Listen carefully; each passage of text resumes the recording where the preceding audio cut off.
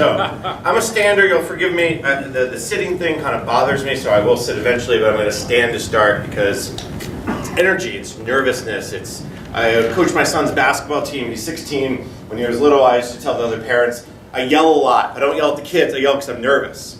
So I like to get us going in the morning. As you heard, I'm Jason Miller, Federal News Radio, federalnewsradio.com. Shameless plug one. There's probably 2 more coming. Just put up with me. I am the marketing budget. So you'll put up with me.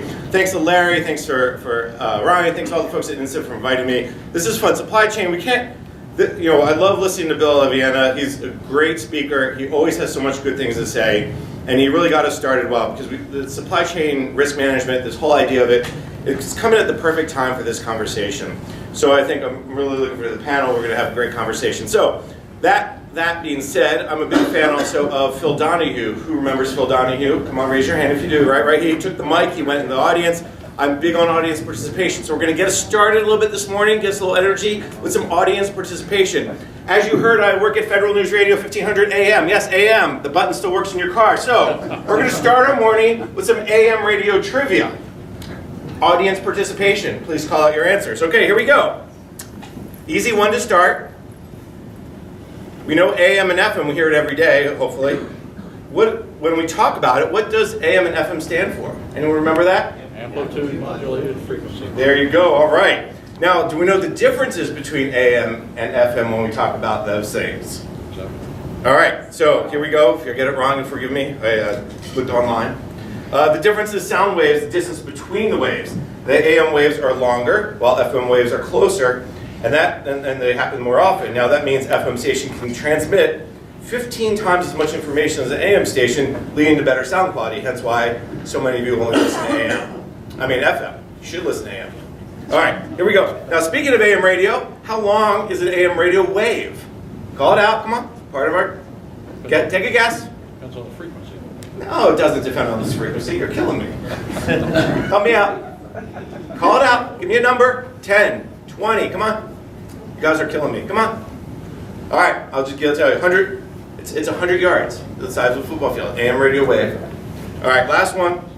For the most part, stations east of the Mississippi, right, are with W, right? WFET, WTOP. Stations west of the Mississippi. K. Yes. Do we know why? They're W and K. Anyone know that? All right. Do we know how many stations are left that are east of the Mississippi with K and west of the Mississippi with W? Do we know that? All right, I'm going to tell you both because you asked. All right, there are 6 radio stations east of the Mississippi that still use K, and there's 11 west of the Mississippi that use W. Almost all of them are border states right on the Mississippi. Now, the reason why we have K and W goes actually back to 1912. There was the International Radio Telegraphs Conference, and they decided that the U.S. would get K, W, as well as, if I get this right, N and A, with A being for Armed Forces, and also they decided on the North American for C for Canada and X for Mexico. Okay, wow, you guys are going to have to ramp up this audience participation thing. All right, so now you can impress your family and friends with AM radio trivia tonight at dinner. You can say, I learned a couple of things. All right, so let me set a little context for our discussion. The way we're going to do this is, I've asked each of the panelists to take 3 to 5 minutes and tell you something you don't know about supply chain risk management, something that their company is doing. Is my microphone not working? I thought you were going to tell me my microphone wasn't working. They're going to tell you something you don't know, and then we're going to go to your questions, and I'm going to walk the audience and get my Phil Donahue example on. But let me set a little context. The topic of supply chain risk management first came to the federal market, I would say, when I started covering it back in 2010. If you remember the Senate Armed Services Committee report on counterfeit parts in the DoD supply chain, that was probably the first time we saw a really public discussion about the risk of supply chain. Now, at the same time, DoD issued a memo detailing how they would secure their supply chain. Again, that was about 2010, 2009 time frame. Now, then from that 2011 or so till the last year and a half, things have generally speaking have gone fairly quiet. We didn't do a lot of conferences. There's not a lot of discussion in the community. I was told by Emile that there's plenty of work going on. They just didn't tell us what they were doing. But now what we're seeing today is a lot more attention to supply chain. I think agencies are talking about it, lawmakers are talking about it, companies are talking about it. A couple things, just a couple data points. New guidance from the National Security Council. The Homeland Security Department also put out new guidance. A recent report from the U.S. China Commission on Federal IT Supply Chain. It's all those things that are giving plenty of agencies, vendors alike, something to think about. The FCC really took up the idea of supply chain to the critical infrastructure. They were holding a notice of proposed rulemaking. The Energy and Science Committee wrote to HHS in November asking for steps it's taking to protect medical equipment from supply chain risks. I was at a conference just recently, and there's a panel that included Josh Moses, who's the chief of OMB's Cyber National Security Unit, and I think he summed up what's happening around supply chain the best. So let me just read you a quick quote. He says, "There's a much greater responsibility on the part of the agency to have that fundamental understanding before you acquire a particular service from a vendor. We're really pressing on that, and there's been much in the public disclosure of late. And I would say from our end, expect to see more of that in the next couple of months and years." I.e., supply chain is going to be a big, big focus area. You guys don't even know that, you're here. So let's start with our panel. I'm going to sit down for this part. Let me start with Emile and talk about DHS. Thanks, Jason, and thanks everybody for sticking around to hear our panel. My name is Emile Monette. I'm here from DHS. I work in the Office of Cybersecurity and Communications, and Jason asked me to start off with something you may not know about supply chain. I will go ahead and tell you that this is the year that supply chain got sexy. There you go. I knew that. Yeah, well, you knew that, but they may not have known. I joke. This is actually the year that DHS launched a cyber supply chain risk management initiative. We have called it Cyber Supply Chain Risk Management Initiative because I did not want to say Information and Communications Technology Supply Chain Risk Management Initiative because that's a lot to say. And so for short we call that CSRIM. And you have a slick sheet in front of you with some basic information about that. One thing I will say that has not changed is the nature of the problem. And Mr. Anita did a great job of talking to us about the threat landscape, the vulnerability landscape, and what we've been facing in our use of information and communications technology for 30 years. Right? This is not a new problem. What is new is that the level of understanding of the risks that are presented to us as consumers of ICT has elevated. So now we all kind of understand, these things that we're carrying around every day, these things that we are using to do our jobs, accomplish our missions every day, all of this great IT that makes our lives so much better, we don't really know what's inside of it. We don't really know where our data is going. We don't really know who's using that data for what purpose, right? And so a primary goal for our CSRIM initiative is to enable our stakeholders, and when I say stakeholders, I mean the federal departments and agencies, the state, local, and tribal and territorial governments, and our critical infrastructure owners and operators. We want to enable those stakeholders to be smarter consumers of ICT. And a primary way that we're going to do that, as Emile also mentioned, is to share information. We're going to share information about supply chain risks and mitigations for those risks. And we didn't just get started this year.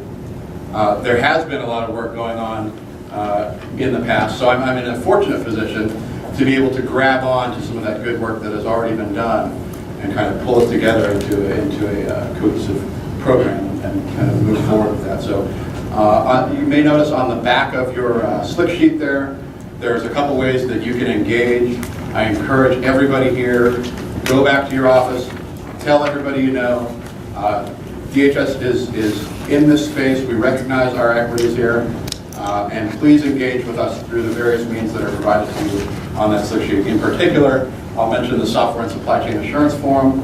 That is actually being held tomorrow and the following day at MITRE in McLean. If you have, I don't know if we can still register at this point. You probably can still register. That is a co-sponsored activity between NIST and DHS and DoD and GSA. And it's one of those things that's been going on for time here. And it's a great place for us to get together and talk about the problems and the solutions. So with that, I'll turn it over. No, my turn. Your turn. I got the mic still. The one follow-up I have is around the initiative, and can you maybe talk a little bit beyond this blue sheet of what's going to come from that? What should agencies, what should maybe vendors expect beyond, ways to be smarter consumers of IT? Like, what are some maybe short-term goals you can talk to? Sure. So, I was talking to somebody before, so I used my line already this morning. Think about the way we used to buy cars, right? We used to go to the car dealership, and we'd see something shiny, and say, oh, I want that one. And we'd go in the back, and the sales manager would, rake us over the coals until we emptied our wallet, and our bank accounts, and everything else, right? And then along came, Carfax, and Click and Clack, and Cars.com, and Auto Trader, and all of these sources of information about that car that you're buying. Same kind of thing is going to happen with regard to ICT. That's where we want to move the world, is providing consumers, broadly stated, that's governments and everybody else down to me, you, and your kids, information about what is in that ICT, where did it come from, what are the people and processes and technology that are involved in delivering that good or service to you, the consumer. So I think that's kind of the direction we're headed, and look forward to getting us there. All right, let me turn to John from this. John Boyens from NIST. Have been leading our supply chain risk management program since about 2010. And my new is kind of writing off Emile's, which is supply chain risk management has always been sexy. This isn't the first year. So going back, I would say that back in 2011, 2012 timeframe too, supply chain risk management was called the new black, right? And I'll say that we keep going through these cycles, right? Supply chain risk management, it's a hard problem, it's important, the risks are out there, we're gonna tackle it, we're gonna take it on, it's important. And then we start dealing with it, and we start saying, okay, here's a silver bullet, here's a silver bullet. And those silver bullets just aren't working. And then we start, oh, what have we got to do? And then we start discovering it's a hard problem. And if I have $100, where am I going to put that $100? Right? And supply chain starts sliding to the back of the row. And other hot topics and issues start sliding up. And the supply chain kind of goes down into the valley of, let's deal with it later. And we're on the upswing now. So my hope is that we can get something done on us. But what I've known since we started back in the time frame of roughly 2008 with the Comprehensive National Cybersecurity Initiative, which really brought a focus of supply chain risk management into the federal space. Back then, we were focused on developing standards and best practices. What the federal government was doing back then was also driving what was going on in the private sector, because a lot of the vendors didn't want to get caught up in either regulations or requirements by the government, and they started developing standards and best practices as well. So we've had this upswing in standards and best practices. So that information is now out there. Where we are now is more of an awareness in building those tools to support supply chain risk management. So events like this, the fact that we actually have the Supply Chain Integrity Month is something to be said. So it isn't just cyclical, it's cyclical, but it's still moving forward. So we're moving forward now. We're in that awareness phase. From a NIST perspective, what we've been doing, right, we had our flagship publication, special publication 800-161 back in 2015. Since then, what we've been doing, we've started looking at best practices across industry sectors. One of the things that we found out, and it was, it was good to find out, but we talked earlier about the struggles of the federal acquisition processes, right? What we discovered, however, was that in the private sector, a lot of those struggles are streamlined. Private sector organizations can make decisions on their acquisition that we cannot, right? They can integrate security into that quality buy decision so that they have an easier ability of that secure acquisition than the federal government. The other thing that we found out when we were developing the cybersecurity framework over a year period, we were out doing RFIs and workshops, is that critical infrastructure owners and operators had the same issues that the federal government did, right? For this last several years, we were having vendors come up and tell us when we were preaching supply chain risk management, basically, federal government acquisition is this big. We are global companies. We sell globally.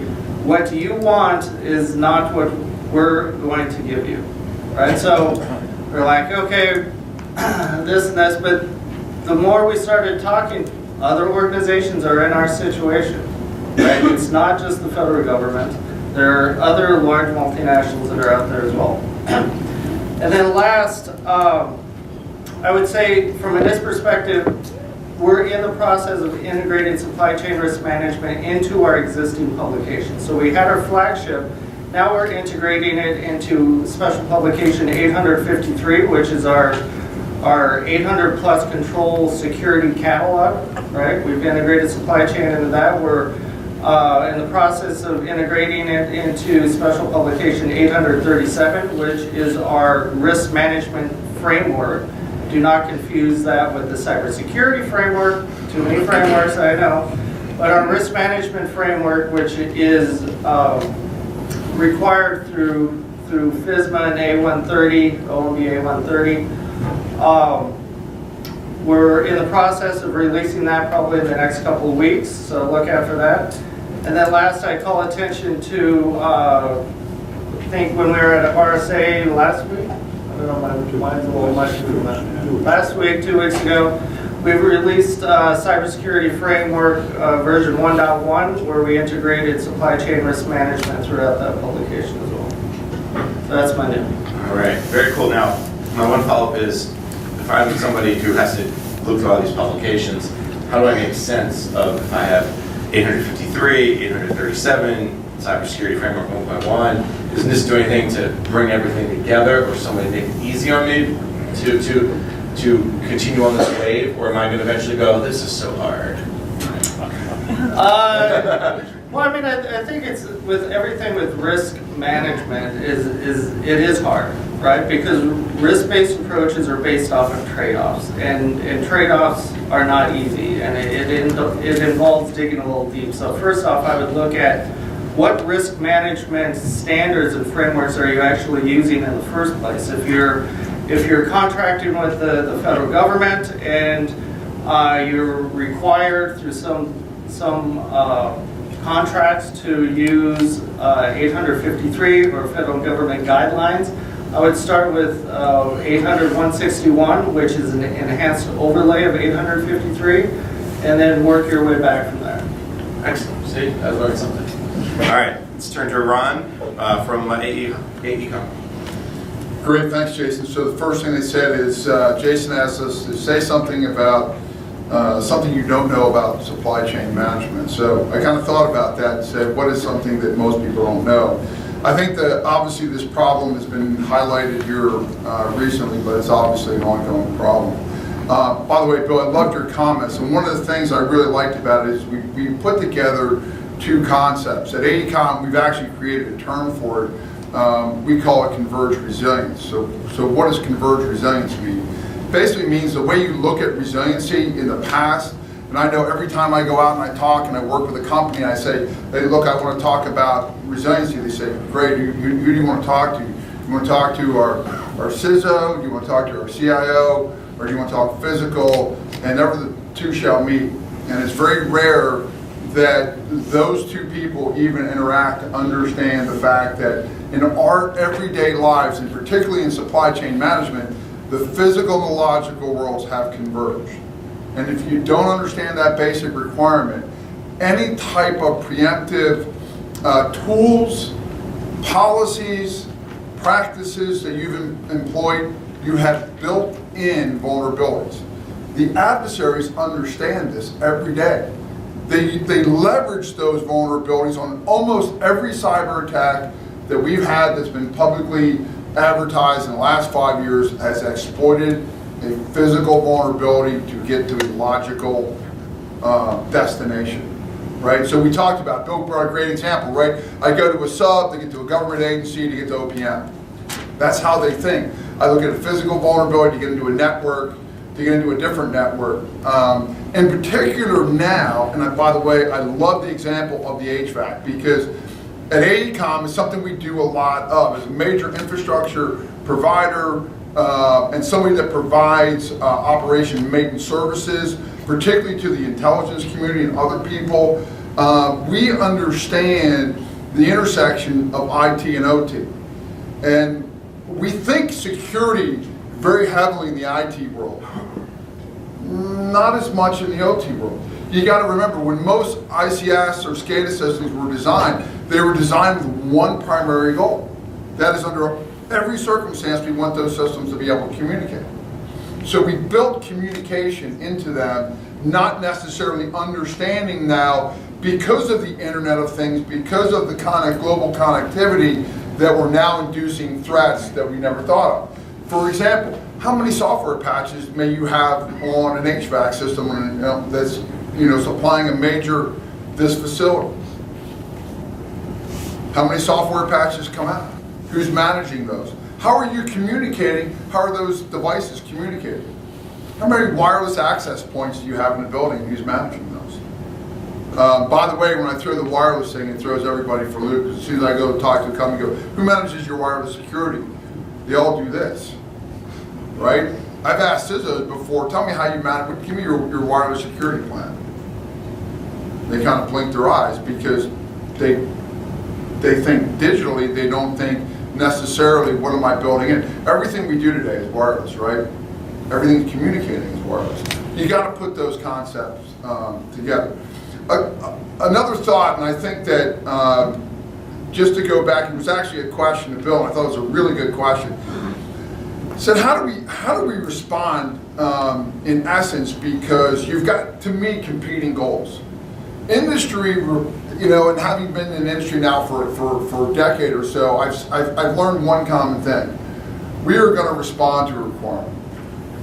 So the challenge that we have in bringing security up front, which by the way I think is critically important, we need to do the same thing on the federal acquisition side. So when you're writing an acquisition, tell me what security professional is in helping you write that acquisition. Who's reviewing that acquisition to make sure you've defined security requirements? Because if you don't define them in the RFP, I got news for you. It's not going to be bid. Because if we bid it in and it's not in the RFP, guess what? We're outside that box, right? And it's a highly price competitive environment. So if you don't write it into the RFP, if you don't talk about, hey, explain to me your supply chain management, explain to me how you're going to institute security into O&M. If there's not a requirement in there, we can't build that in, because we build it in at a cost. So I'd say the same thing, right? We need, as on the government side, on the federal side, to drive in security professionals into the acquisition process. Just like we do, by the way. I think it's most important when we're on the corporate side looking at an M&A, we really have to bring that viewpoint into focus. In fact, I've been brought in, Joe Bruning, one of our GMs, is here looking at acquisition. We've done that, where we pull in to understand, hey, what's the risk? Are there risk out there between this O&M, right? Or this M&A, excuse me, that I may be inducing, right? Because you don't want to spend, limited resources and induce vulnerabilities. The last thing that I'd say is that we're seeing just an incredible explosion of technologies. We're seeing digital currency or cryptocurrency. We see things now like digital transactions with blockchain. And we're going to see new technologies, really innovative technologies like 5G. Understanding how do these things link? How do we leverage these technologies ultimately to help reduce some of this threat? Two things that I would say. First of all, it's the basics of risk management. Everybody has to look at it and really understand what is the threat. And then most importantly, and this is the part that's missed most often, you have to prioritize. There's no way we can make everything 100% secure. It's impossible. The DoD doesn't have a big enough budget. DHS doesn't have a big enough budget. I can tell you major companies like Boeing or AECOM or Microsoft, we don't even have a big enough budget. So it's about understanding your organization, understanding and then prioritizing. What is most important? So in supply chain, what is that critical component that I don't necessarily have redundancy on or that has a cascading effect? And then I've got to build a mitigation plan. And then it goes back to Bill's comment. I have to understand and practice that mitigation plan. I'll put a kind of a shameless plug out, but something that we're doing at AECOM with the Army Cyber Institute that I think is really interesting. We're doing a joint exercise called Jack Voltaire 2 out in Houston. And what we've done is we're looking at cascading effects. So we're going to take an event. We just saw the major impacts of Irma and Harvey and the devastation it's had, but combining it with a cyber attack.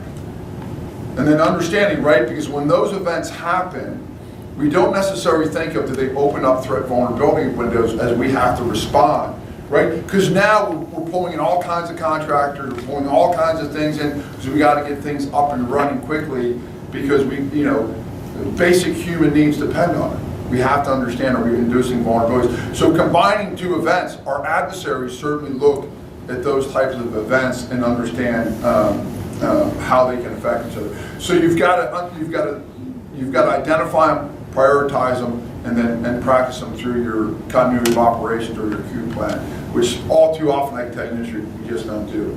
And then the last thing that I would say, and something to keep in mind on the procurement side, we really don't do a good job of understanding true life cycle costs. We build a procurement, we build it for a short period of time. That's why, to me, oftentimes security misses out. If we looked at it and understand how that cost cascades through the life cycle, you would make a much better case to be able to include security on the front end, because you'll see the decrease over the life cycle. Thanks. All right, I'm going to put a finer point on the acquisition, because that's come up several times. And as someone who maybe fortunately or unfortunately reads some acquisitions, maybe too many of them, maybe not as much as you guys, but you see in there every time, must comply with NIST 853 security controls, must do this, must do that, and there's security in those acquisitions that say, the statements of work, the statements of objectives that talk about security. So let's put a finer point. When you say that, when you said earlier that if you're not putting it in and we bid it, then the cost goes up and we're outside the box. But when I read acquisitions, and maybe this is something for the group to talk about as well, is help me understand what do you mean by it's not there? I mean specific. 853 is just not enough. We need more specifics, or what? Well, it's a great point. I think that you've got to go beyond most of what you talked about, and NIST does a great job, right, of helping organizations with a framework. But a framework doesn't equal. I think we need to be careful, right? Because I can still exploit somebody that's NIST compliant, right? Just because you're NIST compliant doesn't necessarily mean that you put in all the security that's necessary. It builds a framework. What you have to build in, and let me give you maybe a better example. We're building out places like our cyber in Fort Gordon. And so you have a requirement now to build new buildings, new facilities, right? But given the particular nature of that, if you look at those procurements, they look very similar to any standard TRADOC training procurement. Those are places where you probably need additional thought and consideration because of the CI threat to say, what have we built in there that we need to go? And I'm willing to bet, because it's just not how we acquire, those things aren't in there. It's too often it's just comply with 853, Correct. move on, and maybe the finer point. So, and it's easy how to are you say. securing your supply chain? Discuss in the solicitation response. Right. We have to take it beyond the framework. All right. Ryan from Microsoft. Thank you, appreciate it. Appreciate the opportunity to be here. I'm Ryan Sokal, I've been at Microsoft for the past 4 years, and right now I head up the cloud supply chain efforts and supply chain assurance efforts for Azure, which is the Microsoft cloud. Security's been a priority at Microsoft for a long time, dating back to, recent history, 2004, with our secure development lifecycle. Everything we do is centered around security from the operating system up. So I think that's something to understand. I'm going to get into two things I want to talk to you about that maybe you didn't know that are kind of emerging. in the market. But what I really want to stick to is kind of a back to the basics mentality. I have a prior physical security roles in the military for about 13 years. And now doing cloud security and transparency. A lot of people are kind of afraid to get into that area. What I like to tell people is the principles of security do not change. Okay, where they're applied are a little different. The principles of access control, the principles of circulation control, the principles of identity, those type of things do not change. So don't be scared away from newer technologies and accessing the cloud, leveraging the cloud and cloud service providers that you don't quite understand. Those principles are the same. Have people articulate to you where they are different and where they are differently applied. Because you'll be surprised. It's not very challenging once you get into it. It is back to basics. So pursue any cloud education initiatives you can go to. The cloud service provider will be very transparent about those capabilities, because we do have ways that really reduce your risk out there. Being a hyperscale cloud provider, we leverage a global security ecosystem also. And you got to remember that it's in our best interest to have the best security. And our compliance certifications span those from national certifications, regional certifications, to industry and market certifications. So we wouldn't be being used if we weren't secure. Now, does that mean there's no risk? Of course not. There's risk in every implementation. But your job is to understand that risk, like Bill said, from an enterprise perspective and a mission perspective. And I think Microsoft has done that very well over the past few years. We have corporate priorities in supply chain assurance. Obviously, supply chain is a huge, broad area, and we have multiple people in our company that work on it. But everybody seems to come together. We are organized with our contracts, with our procurement, and all of those go into documents that feed into contracting and vendor supplies that we want to see all the way, software, firmware, and everything like that when we utilize them. So I think that's good. Something you didn't know maybe, you brought up a real neat point about complexities of standards. What a lot of the cloud service providers are trying to do, and Microsoft specifically, is trying to create customer responsibility matrices for you to understand in all of these compliance regulations, what is the cloud service provider responsibility, and then what is the customer responsibility on that. And you'll see in some of these cloud implementations for capabilities, for mission capabilities we have out there, that we can handle up to 75% of those responsibilities for you as a cloud service provider. And then, making your cost and your migration to the cloud much easier and much more cost effective. So I think that's coming along the line. We're doing a lot more of the mapping of the standards, and we're putting those into our architecture so you can understand that. The other new thing I want to make sure you understand, I'm sure you all do, IoT is huge, Internet of Things. Connected devices are propagating like crazy out there, and they're becoming cloud connected. So I would look to companies that are looking at solving that problem from basically the silicon up. These microcontrollers that they're connect the industrial control systems that operate on different protocols, looking at solutions that have the full life cycle of those things done. I would pitch, I feel like you look at Azure Sphere, where we take it from the microcontrol unit up all the way through a vendor ecosystem to secure that. We've talked about that a little more. Those are the details. Excellent. All right, we're going to come to your questions, but before we do that, I get my one question. I'm going to stand up now again. It's a long time sitting. Brian, start with the customer responsibility matrix, because that's interesting to me in the sense that there's always this concern about cloud, right? And we talk a lot about service level agreements. And what's the SLA and whose responsibility? But you guys seem to be taking that a step further. And how does that relate back to inside your supply chain? Because it's one thing if there's an outage, whose problem is it? But how does that kind of go into the supply chain piece of the customer responsibility?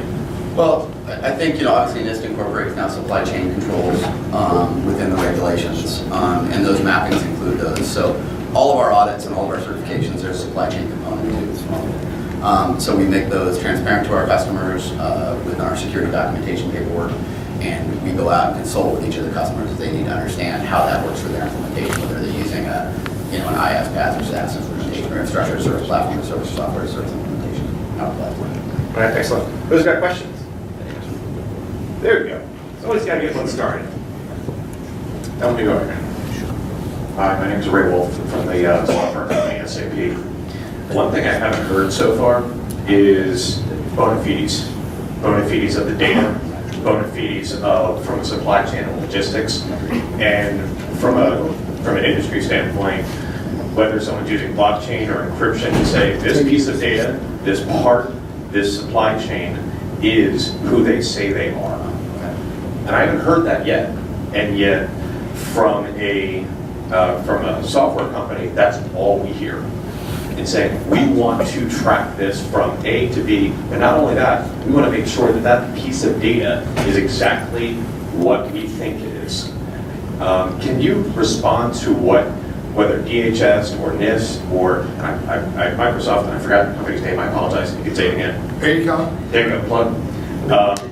Where you're seeing, all right, my job. Can you just discuss where you're looking at from those type of things? Because from an IoT blockchain, using blockchain technology to certify where it came from, what you're focusing on that, because that's something I was waiting to hear.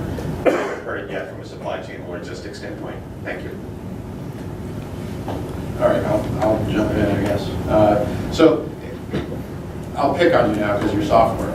So is your software, does your company use a secure development lifecycle? Yes. Is that development lifecycle documented?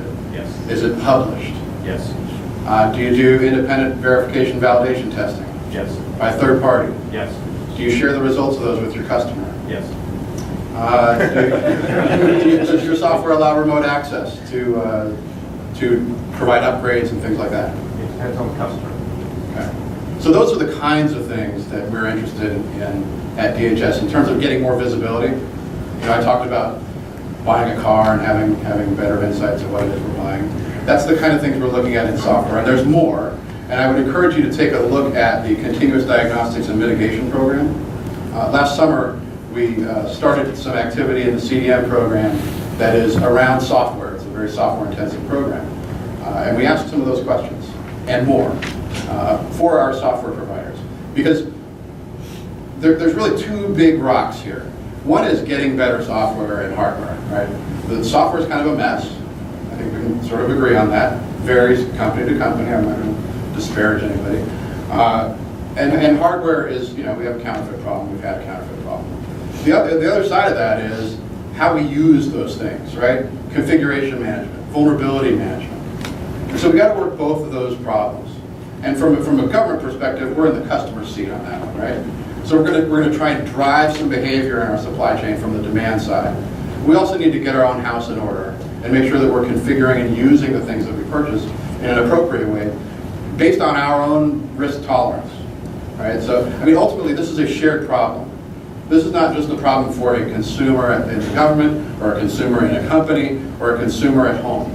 This is a problem where companies that are manufacturing and providing this information communications technology, you have skin in the game as well. Your IP is at stake.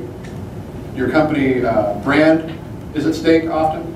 And when bad things happen, we all kind of end up with egg on our face, right? So the best solution to a shared problem is a shared solution. And that's really why we're trying to encourage industry in particular to engage with us at DHS and help us get this right.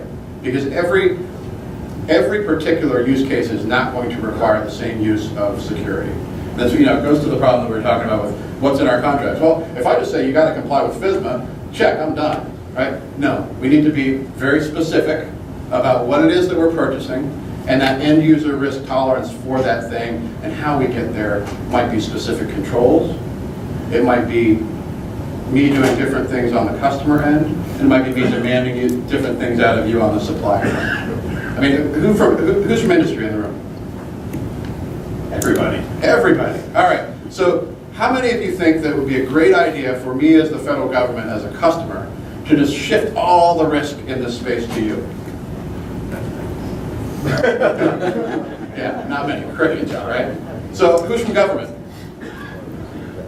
A few. So how many of you think that it would be a great idea for us to assume all the risk in this space?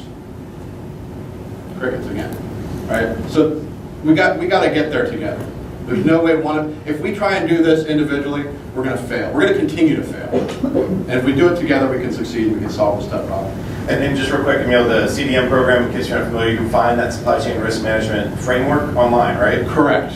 It's actually, the website is hosted by GSA. The CDM program is a collaboration. GSA does the contracting, DHS does the technical work on that program. John. So if if I could take a stab at it, one of the things you're asking about is kind of the provenance, right? To get to that. So in 800-161, we developed a new family called provenance. Now, we put that in there with the understanding that it's a little bit aspirational in many aspects, but in other aspects, it's an aspect of doing your criticality analysis and knowing those systems and components that are your jewels, right? And being able to focus your greatest amount of resources and security on those jewels. And there is when you start going down the supply chain, it's very difficult to get past the tier 1. It's very difficult to get into the supply chain because you don't have control over the supply chain, right? And each of those little links in that supply chain, those companies have NDAs that are prohibiting the passing and sharing of a lot of the information up and down that supply chain. So it's very difficult from an acquirer perspective to get a lot of that data. So what we're trying to do is, again, from an acquirer, get as much information as we can from that tier 1 and push it down to the tier 2, but it's going to cost money, right? It's going to cost more resources to get that information. To get further down the supply chain, what we're trying to do is build best practices, right? So a lot of these best practices are not well used yet, and we're pushing them out there, right? So in the software world, how many organizations use SWID, right? Software ID. How many are using and passing along software bill of materials? How about hardware bill of materials? I mean, these are some of the things that would help all of our causes if they became best practices. And I'll say there is a shift in the tide, right? 8 years ago, when I went out and tried to look at some best practices in the private sector, they said, hell no, right? Stay out of my supply chain, get out of my knickers. This is my intellectual property, right? It's a market differentiator. What we've seen in the last couple of years is that a lot of organizations are saying, no, we don't want to compete off of this. We actually have a lot of shared supply chains. And we want to, rising tide lifts all boats. We actually don't want to compete off of our supply chain security, so we want to encourage best practices. So we've had a lot of companies coming forward doing that. So I think we're in the upswing of that right now. Ryan or Ron, you guys want to jump in on the data question? Yeah, sure. I think, supply chain integrity and the practices that industries are taking on to assure that is really important. And I think it's important in two aspects based on my prior physical security experience now and my logical and cloud security experience. It's two dimensions, right? You got to look at the box you're shipping and then what's in the box. You got to assure both of those. And like Bill was saying, you got to have corporate processes that are in place to make sure that those things are written down in the contract and that suppliers are vetted, that suppliers are trained, that there are things and tools and capabilities, even secure launch with supplier to validate the code on those machines, and then verify that when it comes to you. Those processes are all really interesting to have. They're all needed. Another thing is partnerships. We go back to public-private partnerships and partnerships within the industry. I know Microsoft partners with CPCAP, which is Customs and Trade Partnership for securing transports. We're actually Tier 3 certified. And then we also work with TAPA, Transportation Asset Protection Association, on the physical side, which is a global organization that sets standards for physical transport. So I think we're doing really well in both of those. And I think, obviously doing well and then keeping up with technology. So always looking at the next generation of how to evolve those technologies and products with our suppliers to verify, again, what's outside the box, what's in the container, and then what's inside each of the boxes and code is pivotal to have that recurrent cycle of improvement in your company and see that keep modifying. Yeah, the only thing I'd say is the problem is getting more and more complex. We're seeing more and more machine-to-machine communication. There's going to be more device-to-device, particularly on the IT side with the emergence of 5G, which basically creates, an ad hoc network. So devices can in essence, mobilize, materialize in seconds. And so it becomes a challenge. I think that I don't know that there's one answer. The only thing I'd say, it comes about from a comprehensive kind of security practices, how you do configuration management, how you manage all of that to make sure that you're looking at your integrity and you're validating the integrity of the softwares that are interacting. All right, another question. Very good. This way. Back down you up. Brian Vosper with Interis Solutions. I think, all your points, I come from a cyber threat intelligence background, and I've recently seen the opportunity around supply chain risk management is a big gap. I think, from a cyber perspective, we've been trying to crack the nut on information sharing. DipNet made, I think, a lot of headway in terms of having public-private partnership in terms of information sharing, but mandating an inability to commercialize. I think it's always been a challenge from a threat intelligence perspective. Everything sort of feels like intellectual property. We've tried to regulate, we've tried to do industry stuff through ISACs, and I think the more that we can foster information sharing, I think look at the problem that we've got from a Scrum perspective, and Emile, I like the C-Scrum aspect, because is cyber part of Scrum or is Scrum part of cyber? It's both. All right, I think that we need to take a page out of the last maybe 15, 20 years of information security, and we've got an opportunity from a Scrum risk perspective to make some quantum leaps, and I think it's got to start with information sharing. And I think getting to a point, from a who's got owns the risk or the liability, I think it goes towards operationalizing. Compliance is good when you're checking boxes, but what's it mean from an everyday perspective? What Bill was saying earlier this morning, we've got to make it part of mission. Everybody's got to understand that it's everybody's part of the problem, and how do we bring those things together and really take a page out of the cyber book, I think. I'm not sure if there was a question in there. There was a question. Which is good. We appreciate It's that. good. I like the vote of confidence.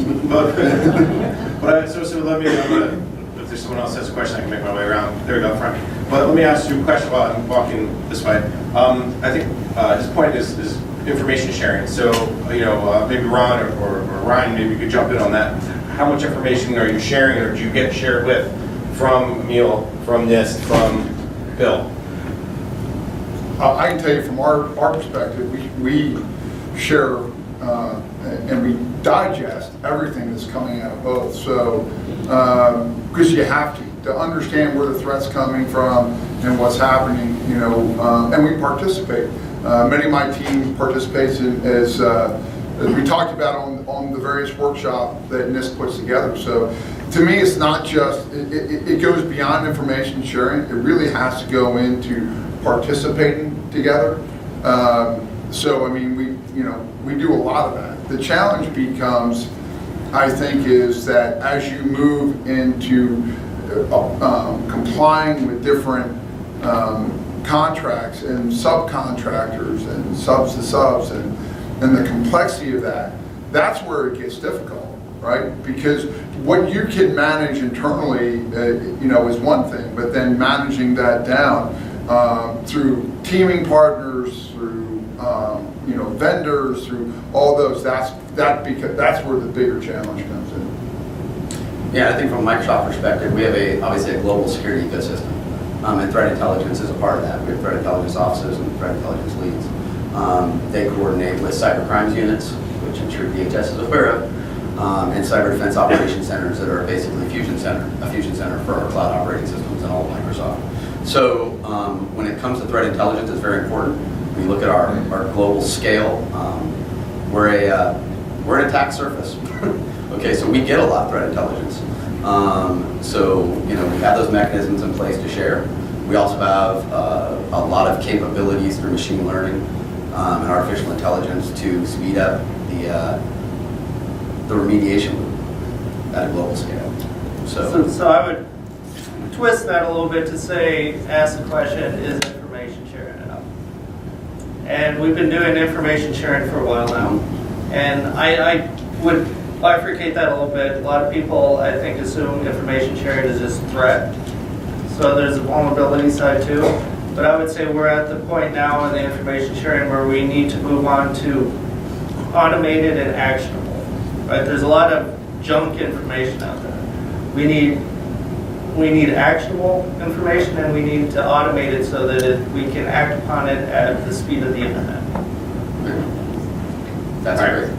Oh, sorry. Go ahead. No, that's a great point. And that is what cloud solutions actually give you. When you look at what we call global hyperscale cloud, and then a security ecosystem laid over that, our principle for employing global hyperscale cloud is automation, is zero human touch. Okay, that's the way we scale. That's also the way we keep in front of security. The more signatures we can get, the more automated we can get our learning algorithms in there to act and quarantine these things, the better we are. And machines do it faster than people if the entries are correct, right? And if machine learning can identify those trends. So it completely agree with you, Simon. All right, let me jump into another question here, sir. You ready? Sure. So my name's Eric Eckwerzel with Bradstreet. I'm curious about two things. I always like to look at these things. So if you look at China, right, they have a policy mandate goal that by 2025, virtually 100% of their hardware and software will be made in China for their DoD supply chain. So, of course, it's easier for them to get there because they can mandate things a lot more easily than us as a democracy. Juxtaposing that to us, there were about 11 or 12 years ago, legislation was introduced suggesting that every supplier to DoD and other parts of the infrastructure, government infrastructure, you had to know your suppliers 5 levels deep, right? You had to know who they were, who the companies are, and so forth. Didn't make it too far. The two big things that killed the legislation were, number one, cost, right? So if you look at DoD, $700 billion, we buy a lot of really powerful toys with that money. And if you added in the cost of knowing your entire supply chain and make sure it's 100% secure, it might be a lot more than $700 billion, so that's one issue. The other big issue that killed it was simple trust. A lot of primes, a lot of industry said, well, I don't know if we can trust the US government to protect who our suppliers are, to your point, which is that's competitive information, right? That's something that's very important to me as a prime contractor, that I don't want my other competitors to know who I'm using as subcontractors. So I thought I'd mention that and see what your comments are and thoughts are about that. It's true. It goes back to, I think, what I was saying, you have competing priorities. So it's challenging because DoD wants the best product at the cheapest price possible. Industry wants to produce the best product at the cheapest price possible. So you have competing things. When you throw the politics of democracy and everything else into it that prevents us from dictating things. I mean, you even see the recent impact, right, of steel tariffs, right, that have had an impact on the supply chain. So all those things have an impact. I just think that, they're challenging. I mean, but I think it comes back to having an understanding and at least assessing where your real vulnerabilities lie and then preparing a mitigation plan. That's where the emphasis needs to be. So if we understand that, I'm not so sure we really have a firm grasp on that once we get beyond first and second, kind of order. Once you get down to third, fourth, and fifth, even from a corporate side, it gets pretty murky down there as far as where those go. So they present their own challenges. And I'll say from a corporate perspective, we go to great lengths to assure the customer to whatever standard they want us to abide by. It is challenging, but I think it is about education. I think it is about understanding the technology and utilizing, asset classification, understanding what data is resident on what device, so what's really important. What data can't be accessed on another type of device. So that's why I kind of push the cloud awareness and cloud technology perspective, understanding at a high level, where's your data, what has access to your data, and then concentrate on those components that can affect it. Go ahead, because I think you're identifying something that I'm seeing as I don't know if it's cultural or it's the technology trend, but I mean one of the big supply chain issues is the complexity of technology, the growth of technology, and our dependence upon technology. Yet at the same time, culturally, you look at a lot of the social media trends, right? A lot of the apps and the businesses built off of trust and social media. And the different in culture in terms of the younger generations coming up, do they care about, you know, their privacy? Do they care about the data, right? So we're becoming more and more trusting, right, with our information. We're becoming more trusting with the technology that we're buying and using. We want the cheap, the most innovative, and that's what this global economy, this global technology economy has given us. It's given us all sorts of toys that have created incredible efficiencies within our society. Again, this is why I was laughing. I don't want to go out with a little soapbox. But it's creating this where we're kind of being forced to trust everything that we're giving us, right? We're drinking out of a fire hose where we're being forced to trust, yet I would argue that the impact that it could have on, if that trust is broken, has an incredible impact because of our dependence upon it, right? So we're becoming more automatically trustworthy in a world that is becoming less trustworthy. So we're kind of a clash of cultures or something that's going on here. So I don't know where this is taking us, but my fear is that it's not going to be in a good place until we start questioning that trust, right? Who do we trust? Who is trustworthy, right? And there's mechanisms, if you do have that trust, if there's some trustworthy aspects to the relationship that you have, there's mechanisms that you can put in place, contracts, different standards and conformity assessments and audits that can build and give you greater confidence that those entities are trustworthy. But yet, if you come upon a situation where you don't have trust, there's nothing that you can do that is going to actually build that trust, and that should be a red flag. That's my soapbox. Okay, so do you want to? Oh, I'll jump on soapbox. Yeah, first of all, you know, from prior military and government experience, trust but verify, obviously. We tell that to all of our customers. So don't just take that compliance certification as I've got it. Dig into it. Dig into those security documents. Ask the right questions. When he's saying, you know, we're kind of I think we're at a generational shift in technology from this one-to-one relationship with technology to what we call a many-to-many relationship, which is the cloud. And to do that, you really got to simplify it and dumb it down. And as a consumer of these new technologies, I tell people all the time, you want to think about 4 things. You want to think about your identity, okay? And not just you as who you are sitting there. Who you are, what's your financial identity, what's your corporate identity, what's your social media identity. You need to think in that terms because we have multiple identities, all of us now, sitting out there. You need to look in terms of your data. Okay, it's very important when you come to new technologies or any technology, understand your data and classify your data. That's the most important thing. You don't know what you have, how are you going to protect it? We like to think that secrets and encryption. So how are you going to protect that? What are the requirements around the standards that you have to utilize to secure it? And then finally, we like to think boundaries. Where are you going to put this stuff? Okay, you have multiple choices on boundaries. You have compliance boundaries, you have market boundaries, you have things like that. And the cloud provides all those, and other technologies provide them also. So that's the way I like to simplify it to our customers when they talk to the engineering side about it. Think about it in those identity, data, secrets, and boundaries, and then choose a technology that's going to figure it more. All right, another question in the back here. Good morning. First of all, gentlemen, thank you very much for your time today. This is a great opportunity to create and have an ongoing discussion about this. My name is Chandler Hill with SAP National Security Services. We're the group of SAP that deal directly with the DoD and intelligence agencies. My question is basically about balance. SAP 40 years ago invented ERP, and we've made supply chain, all these different modules, and they talk to each other internally to these large corporations. We support the DLA, Walmart, big companies worldwide. And with those modules now, you mentioned, Emile, that now we're reaching those, part of those modules are reaching back to their partners and vendors and things like that. So they're well entrenched, and good corporate, corporations not only know what they do, but also down to their suppliers. My question to you is about balance. We want, it's the old balance between security and operation. If the corporations were run by lawyers and security officers, we'd be staying behind a brick wall and nothing being done. My question to you is, where is the balance between good security, good management on your supply chain, and being efficient in your operation?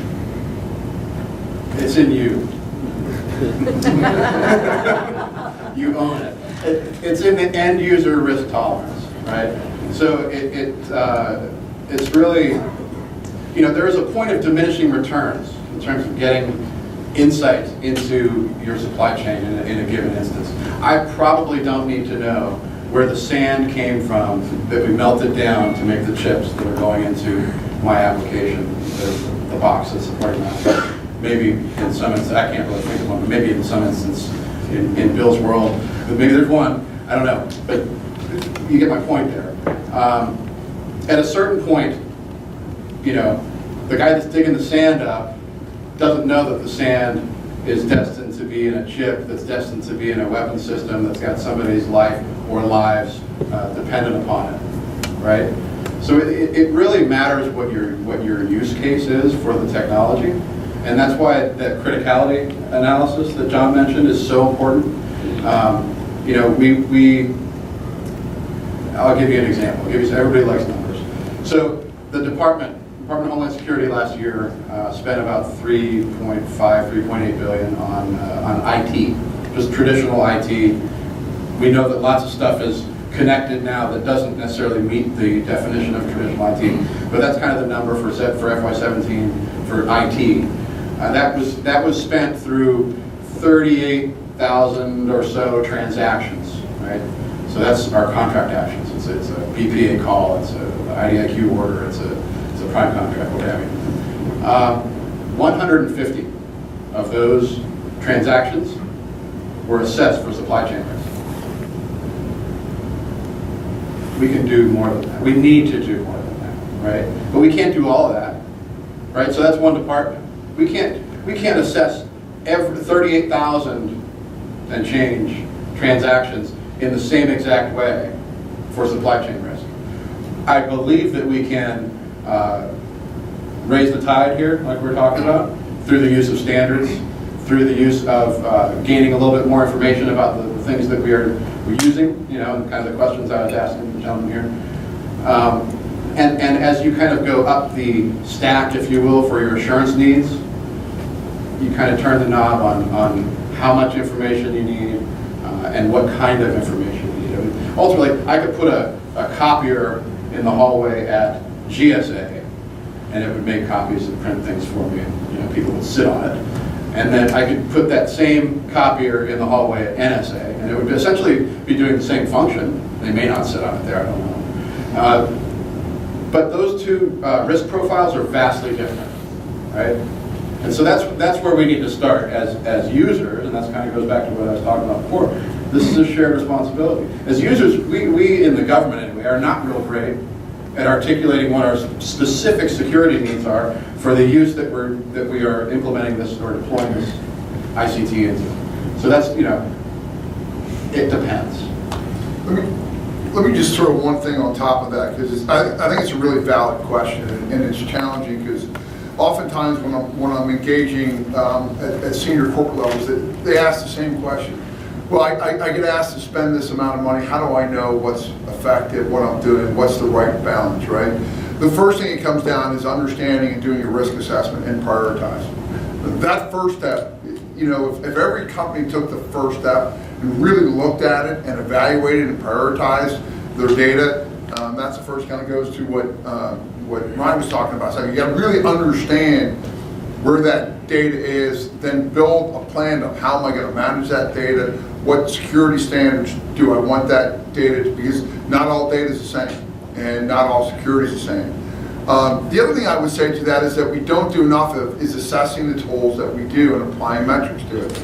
I get asked this question a lot, how do I know, particularly when it comes to cyber technology, you'll say, okay, I get, so-and-so come in, they say, if I don't buy this, or if the CIO or the CISO says, you got to buy this tool, if you don't buy this tool, the world's going to come to an end, and so I buy the tool, and at the end of the day, I have no idea, were we protected because we bought that tool? Were we not protected but weren't attacked? Or were we attacked and we just don't know it? How do I know that? And I tie that into building metrics, assessments, and training to that. It's the same thing when we do a lot of pen testing or penetration testing. And I get asked, we'd like you to do a pen test. What's your goal? I'd like to see if you can penetrate our network. I'll save you the money. The answer to that question is yes. Next question. Because that in and of itself is no value. If you want me to penetrate your network, I can penetrate your network. That's a fact. The difference is how I penetrate and what I can penetrate to, right? And then what tools you have in place and what protocols you put in, how you prioritize your information. So for example, if you said, I bought a tool to protect this information and I've got a program to segregate this, we want to validate that. So if your policies and your procedures, are they matching what you've applied from your protocols? Right? Meaning, this data is really important, so only people should have access and should be protected in this manner, or are we really applying that? You'd be amazed the number of times that it's really not a technical issue, it's a policy issue. You've got a good policy, you've got good technology, we haven't married the two things up. So when you do those simple things, assess, prioritize, and develop protocols and standards, and then goes back. You've got to test them, you've got to train to them, and validate, are they working, are they doing what I think they're doing? Then you have a much better understanding, and then you can develop that balance of what is the right amount of security, and what's the right cost to that. All right, I'm going to jump in because we have about 15 minutes left, and we have at least 3 more questions. So hold that thought, Ryan. Let's go to that question there in the far corner. Hello, my name is Miranda Hendricks. I'm with DHS and PPD OCIA. And my question is for the panel. There's been a lot of discussion, particularly with regards to cyber vulnerabilities, but obviously supply chain also incorporates physical vulnerabilities. And with that in mind, I was wondering, what do you think about creating a list of trusted manufacturers who may have to agree to certain certain parameters? And then, if not, why not? And then secondly, as another potential solution to physical vulnerabilities, what do you think of ideas such as what DARPA is doing right now in terms of creating dilits to address the semiconductor vulnerability? And so whatever you'll think on that, I'd be interested. From our perspective, trusted suppliers, we already have it in place. I think I put it in the handout there. There's a contracting with Microsoft. There's a whole group that makes sure that any supplier we use goes through our training, adheres to our principles, signs up to a standard contract with security language in it that we do. So I think that is an awesome process to have, and I think everybody should have something like that. It definitely helps. And it helps also having a process in place like that. Going back to Bill's point, once you have the process and then you have new technologies that come in, new requirements, you can usually feed into those existing contracting processes and procurement processes. So yes, on the government side, we have approved products lists. We have, in some cases, trusted supplier lists. There's a little bit of risk involved with that, though, on the government side, because everybody kind of wants the easy button. Oh, it's on the list over there, I can buy from it, right? You really need to understand what's incorporated in getting onto the list and what exactly the list represents in terms of approval or trusted. We have authority in the form to do approved products lists, qualified bidders lists. Those things take some effort in terms of articulating with specificity some objective, measurable criteria against which bidders or products will be measured. And then the management of those lists takes some resources as well. So it's something that my office is sort of wading into slowly, because we see the experience of other organizations in the federal government doing that, but I think it's on the table. Many times people talk about the software side. She's talking also about the manufacturer, almost the lack of the hardware side, though, maybe not the hardware. Is there anything going on around the hardware side? Because I think from what you guys do, maybe it's no difference. You can do approved products list for software. You can do one for hardware. You see that with HSPD 12, the PIV stuff, for instance. But is there a hardware piece, physical side that's approved products? I know there is for HSPD 12 packs. The packs and lacks, list is a great one. The HSPD 12 is a great example. I'm not entirely sure on specific other lists that are out there for hardware, but I believe there's some in DLA and in some other places. But yeah, the HSPD 12 program is one that I know. So I'll answer the second part of your question on DARPA's SHIELD program. which I think is good and valid. I'm not going to comment on that specifically, but I would point out that there's a lot of work in different areas, and I think blockchain was mentioned earlier too. So these are tools that can be used, but again, I caution against the silver bullet, right? And I would also caution against developing tools that may create greater vulnerabilities than the vulnerabilities they're trying to solve. All right, let me go with a question back here. My name is Jim Payne, but down at Brad Street. I want to thank INSA for fostering this dialogue, because I think it's terribly important for both the private sector to cross-communicate. It's about trust and education. But I think in the end, the question earlier, which I just want to pull the thread on, I think that there's something more powerful than your section M in changing behavior. So when you say in your evaluation that you give your evaluation points or credit for doing these things, I mean, I think that's a very powerful message to us in the private sector. It also causes us to go back into our companies to put in place the enterprise investment that Phil Emile was speaking of, because there's a business incentive around that. So just sort of offer that comment. I'm interested in your reactions to that. We get it. You know, if there's enough zeros in front of the decimal point, and I'm asking you to do a bunch of extra stuff, chances are you're going to do it if that's an interesting opportunity for you. You know, if you go back to some work that John and I were part of in the 2013-2014 timeframe, there were some recommendations signed out by the Secretary of Defense and the Administrator of General Services, and we talked specifically about this idea of, you know, you have to articulate with specificity what your security needs are, and you have to be prepared with the understanding that in certain cases that's going to increase your upfront costs. But as was mentioned earlier, if you approach it from a life cycle cost perspective, it's actually going to reduce your life cycle costs. And so we've been challenged in the federal government for years and years to understand total cost of ownership and to manage to that. And part of that's, you know, tied to our financial, the way we get our money, frankly. But, you know, it is something that we know that's a very, very powerful lever in terms of, hey, we're going to require a little bit more of you, but we're willing to pay for it, and here's how. And I think, you know, the CDM program is, you cannot sell anything into CDM, any product, without meeting these specific security criteria that we have articulated on the supply chain risk plan. So that is, you know, a $6 billion program that touches every agency in the federal government. We think there's enough zeros there to get people interested to do the hard work to get to compliance. Anyone else on the panel? I agree. I mean, Section M drives industry. All right, another question. Hi, thank you. So pivoting back away from the assurance side for a second, back to just general due diligence. First, quick comment and then question. So we were talking about, Emile, you were talking about how to assess transactions at scale a little bit. And one thing I've seen, so first of all, Jared Feinberg from Drummond, sorry. And I spent a couple of years, you know, folks in the government sector doing script work, doing due diligence and strategic cyber threat, now in a tech company that's solely focused on vendor risk in a commercial role.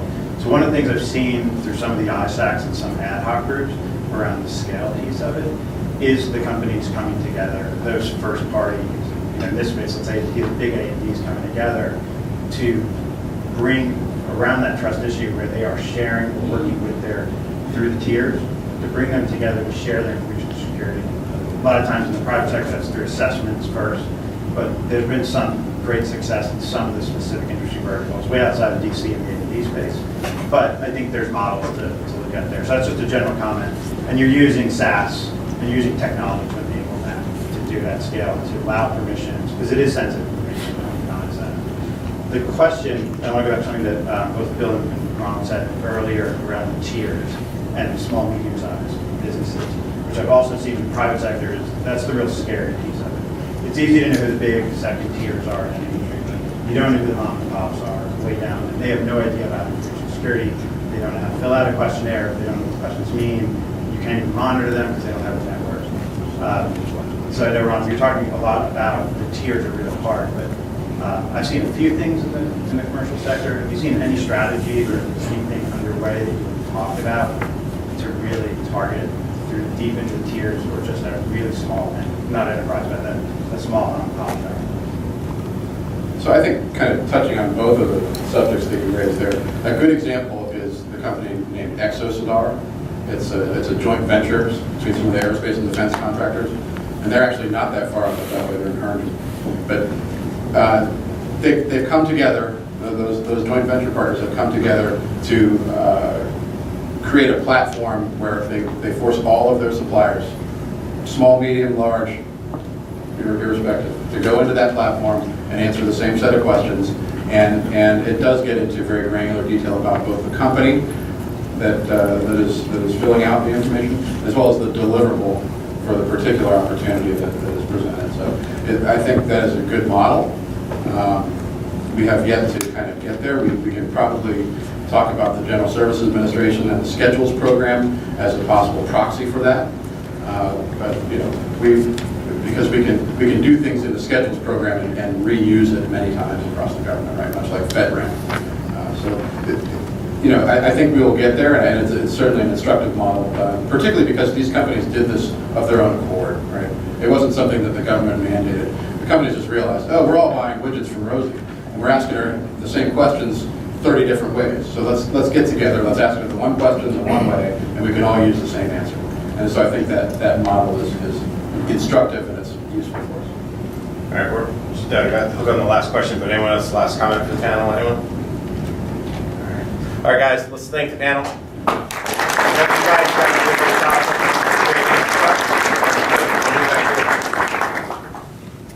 Okay.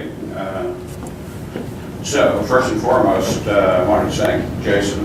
I think we could all say that that was a really good